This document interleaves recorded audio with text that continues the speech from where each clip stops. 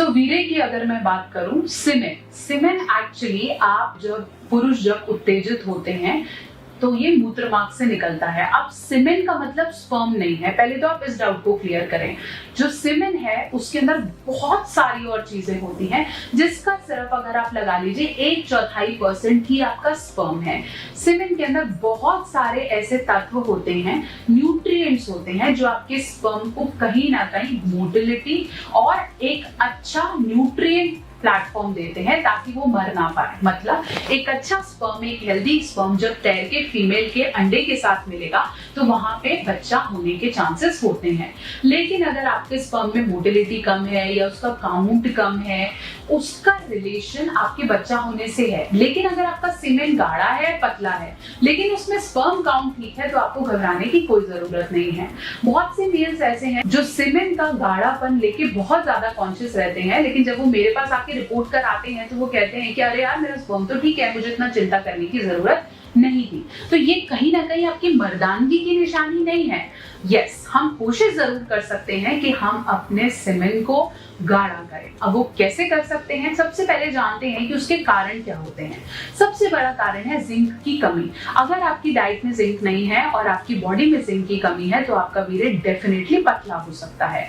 दूसरा बड़ा रीजन हो सकता है जब आपने रिपीटेटिव मास्टरबेशन किया हो, मतलब दिन में 8 से 10 बार या फिर एक बार करते समय 3-4 बार अगर आप कर रहे हैं तो आपका वीर्य को इतना टाइम नहीं मिल रहा है कि वो दोबारा से सही से प्रोड्यूस हो सके।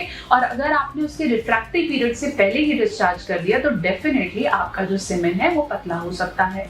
तीसरा बड़ा रीजन रहता है कि कहीं ना कहीं आपको प्रीमेच्योर इजैकुलेशन है।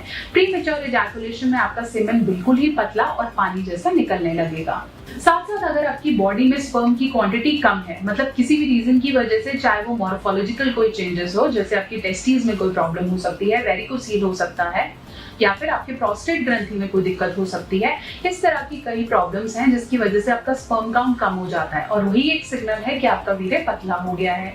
आपके लाइफस्टाइल की वजह से भी धीरे धीरे आपका वीर्य पतला हो सकता है।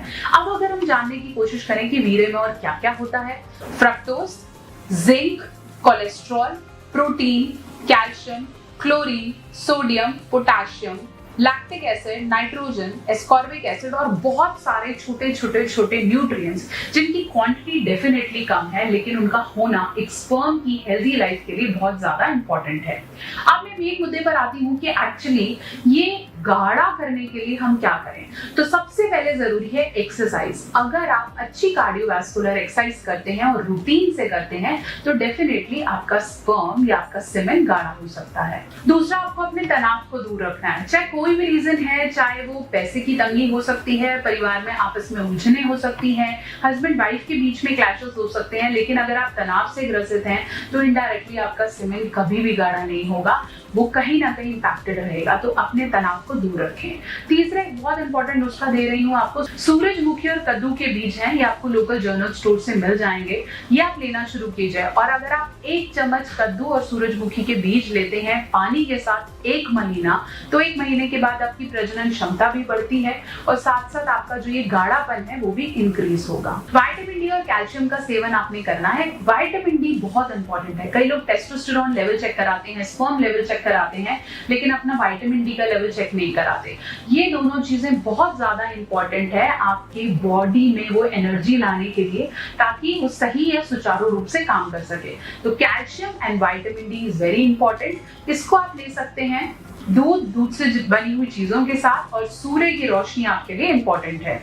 एंटीऑक्सीडेंट भी आपको अपने खाने में जरूरी है। एंटीऑक्सीडेंट क्या है, आपको ऑक्सीजन ज्यादा देगा, मतलब आप जो भी खाना खा रहे हैं वो एसिडिक है। अगर आप एंटीऑक्सीडेंट डाइट साथ में लेना शुरू कर दें तो आपका वीर्य गाढ़ा हो सकता है। साथ साथ वीर्य को गाढ़ा करने के लिए दही, बादाम, लहसुन, अनार, राजमा, ग्रीन टी, केला, नींबू, साबुत अनाज व दालें, डार्क चॉकलेट, दूध वाले पदार्थ और हल्दी आपके लिए बहुत ज्यादा बेनिफिशियल है। कुछ ऐसे वसा हैं जिनसे आपको दूर रहना है।